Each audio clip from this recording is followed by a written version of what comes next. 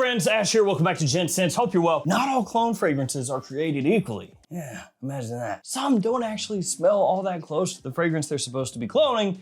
Frankly, some don't actually smell very good at all. But today we're not talking about those. We're talking about the ones that are as close as possible to the fragrances that they are cloning or inspired by. That sounds nicer, doesn't it? I'm also gonna be giving away this, which I don't even know what this is, but I'm gonna give that away.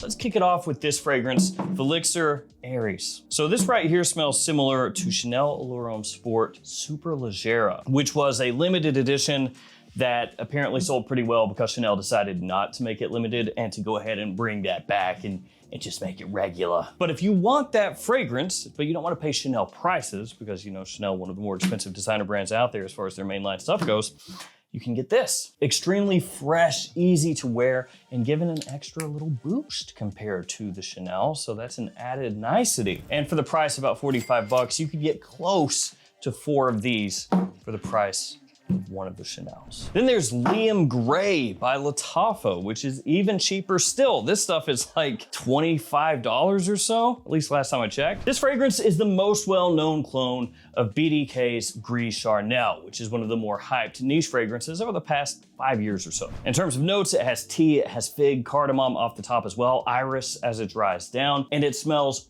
way more expensive than that $25 price tag would have you think. Now, one of the newer ones that I think is just absolutely fire is this right here by Rabiat Prestige. It is Noir Absolute, which smells similar to a very popular Azzaro fragrance, but not the most wanted, because I'm realizing now most people probably think that when I say Azzaro at this point. It actually smells like Forever Wanted Elixir. So this one's gonna hit you with a nice blast of raspberry off the top. It has leather in there as it dries down as well. Really, really smooth, easy to wear, big compliment puller, and you don't have to spray it and then let it sit for like 4 months, which, you know, sometimes happens with dupe fragrances. Goes by a lot of names out there. You might hear it called maceration. You might hear it called something that rhymes with maceration. Maturation, you might hear that as well. Letting it age, whatever. Basically just spraying the bottle and sitting it aside and coming back later and going, it smells nicer. But with this one,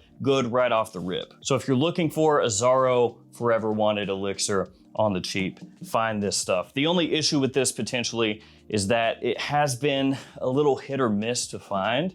Like I picked it up and I thought at the time, it's gonna be everywhere, and then, you know, check 3 weeks later, it's gone. So it is one of those ones that's kind of like popping up and going away, and popping up and going away, at least as of late. But if you see this for a good price, absolutely fire. The next one came out 5 years ago, Barouge Perlador. This stuff smells similar to Carlisle by Parfums de Marly. It is insanely good. Actually, most of the fragrances from this brand are really, really good, and very odd. Like most of them all dropped in 2020, which that was a year. What was it that happened in 2020? Oh yeah. Yeah, 2020 kind of sucked. But this came out then, and like I said, very, very similar to PDM Carlisle. The stuff is fantastic. The longevity is insane, which makes me think, why not come out with more stuff? They dropped a whole bunch of heaters in 2020, and then basically just said, okay, that's cool. We'll just do nothing now, man. Gonna chill out. Just take it easy. They came out with something last year called Amnesty, which I have not bothered to pick up yet, so maybe I'm part of the problem here, but nothing since then. And as far as I'm aware, that wasn't really like a crazy, crazy good hit, although I am now wanting to place an order for it as soon as the video is over. Back to this, Perlador. If you want Carlisle on the cheap, this stuff is just a 10 out of 10. A classic 9 p.m. Can't go wrong with this. This is Afnan, of course. It smells similar to Ultramall by Jean Paul Gaultier. So we go from something that smells like a PDM to something that smells like a JPG. Start throwing those out in public or with like your friends who don't really know anything about fragrances, and they're gonna think you're insane. Yeah, bro, this is that PDM, this is that JPG, that's that Azzaro over there. That's the ADG, that's the ADG Profundo. You don't want the ADG Profumo, that's a little bit different. Actually, the ADG Profumo is good, but the Profumo discontinued, hard to get nowadays. They'll just be like, Do you need friends, more friends? Do you need help? So as I was saying, 9 p.m., this is the go-to Ultra Mall cheapie at this point. Not very expensive, basically anywhere you're gonna find fragrances. Sometimes you can even find this one in like TJ Maxx, places like that. It is that ubiquitous, it's everywhere, man. And Ultra Mall, very well known for being a great combo of fresh and sweet put together.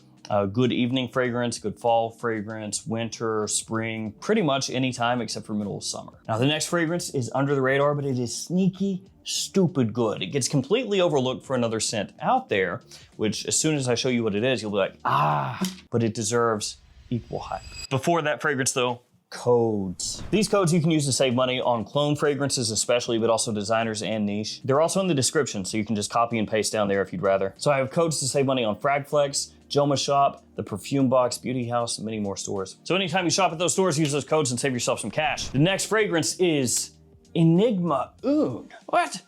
Huh. This one by Fragrance World. Yes, Fragrance World, not French Avenue. French Avenue has exploded over the past few years, but this one came out before French Avenue was as big as French Avenue is now. So it was more like Fragrance World when this one was dropping, was the hotter name.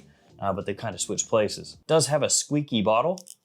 The plastic there, that's nice. Can you hear that? Yeah, you can hear that. It smells similar to Dior Sauvage Elixir. Yeah, so everybody knows when it comes to Sauvage Elixir, Lattafa Assad. Everybody knows that. And Assad is a great alternative. But I think that, you know, side by siding, if you're trying to just get straight up Sauvage Elixir, this right here might do the job a little bit better. It is a lot of times a little more expensive than Assad, so Lattafa has the advantage right there. But you do get fantastic performance with this one, so it's not like, you know, one is crazy powerful and the other is pea water. This will get the job done. Aquatica by Rayhan up next. It's not just a water park in Florida, it's also a fragrance. And this smells similar to Virgin Island Water by Creed. And I'd say it's probably your best bet, period, for a VIW, see we did it again, clone today. Which is kind of weird to me because back in the day, Virgin Island Water got hyped heavy. It was like the most talked about summertime niche fragrance for a while. Like everyone wanted it. And back then when it was getting crazy, crazy hype, to be fair, most clone fragrances were god awful. We're talking apocalyptically bad, like lung searing, skin scorching, cancer inducing, just nightmares of olfactive death. It was rough. But something happened over time. They got less bad. And then they started to actually get good. And their price stayed low. And people said, that's actually pretty sick. Don't mind if I do. But in between all of that, really no good VIW alternatives came out, at least not from big brands or anything like that. And so all the other creeds were getting duped instead. SMW, GIT, MI, Aventus. Can't really do that one very well, just like A, but you know what it would be, right? AA, it's not Alcoholics Anonymous, that's Absolute Aventus. But no Virgin Island Water until this stuff hit, and it actually rips. Tropical, fresh, a little bit boozy, a little bit sweet, stuff is perfect for summertime. That is a banger. Gotta get a little Armaf out here, so how about that right there, King or Checkmate King, depending on where you look. That smells similar to Scandal Absolute, which I find to be one of the best Jean Paul Gaultier fragrances, period. The Mirabelle Plum is absolutely amazing. People love the way that this one opens up, and as it dries down, has that little bit of a gourmand touch to it, very modern, sweet, warm, sexy. Extremely well done. There's also this one right here, which is Night. Yeah, which a little bit flashier because the top now is just a big old golden horse. And it's a little tacky, isn't it? It's unique. It's unique. And these two really don't smell very similar at all. They're doing completely different things. I think that this one far superior for me anyway. This is like kind of a like Imperium by Electimus with like a little Absolute Aventus, but not really. It's just kind of, it's not my thing. This stuff though, banging. This is Montaigne Elysian Cologne, following up with their propensity of naming their dupe fragrances pretty much the exact same thing, except with a tiny itty bitty tiny change. So Elysian Cologne, can we take a guess on what that is? It's Elysium Cologne.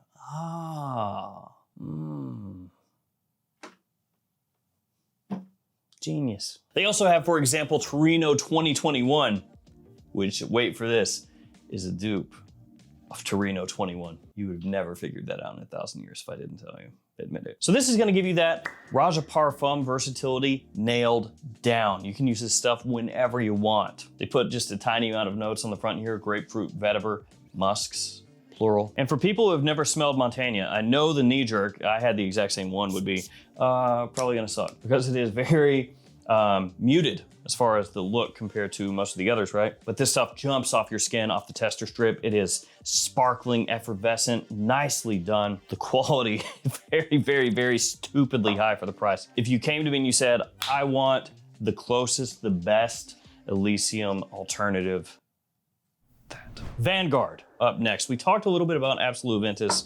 This right here is Absolute Ventus as far as the fragrance it's inspired by. This is by Maison Azrar. It's nicely done, very smooth. There are a bunch of different Absolute Ventus alternatives out there, and some of those are really, really good too, like absolute monsters, some of them. But if you're looking for the one that most people are gonna say is the closest of those, the one that's trying to get more like what Absolute Ventus comes across as, not so much like a twist or a mix of this and that and, you know, all of that kind of business. This one. And just like Absolute Ventus, year round. Doesn't matter. Daytime, nighttime, whenever you want. An enormous bottle, a bottle of magnificent proportion up next. That's weird. It is Rais Arabiat Prestige. This smells like Acqua di Gio Profondo, the eau de parfum. And when I say that, I don't mean the new eau de parfum, I mean the original eau de parfum. Though, to be fair, the new eau de parfum is kind of close to the original eau de parfum, so realistically you could just use this for either one or in place of either one. I absolutely adore Profondo as long as it doesn't have a parfum after the name. Acqua di Gio Profondo Parfum, no go, but the eau de parfum, that's where it's at. This one is 6 ounces, 180 milliliters, so you get a whole bunch of bang for your buck. The price has fluctuated a bit. When I bought it, it was like 30. Or 26 maybe. It was something stupid, just like crazy low. Big old fire hose atomizer as well. Fantastic, look at that. That's a lot of performance. You can turn it around, use it as a billy club and bash somebody on the head if you really had to. Don't do that though. Or if you do, don't say you heard it from me. I will deny it. Like, bottle on the head? No, I would, it's ridiculous. I would never say to do that. What kind of madman would do that? Bash somebody on the head if you really had to.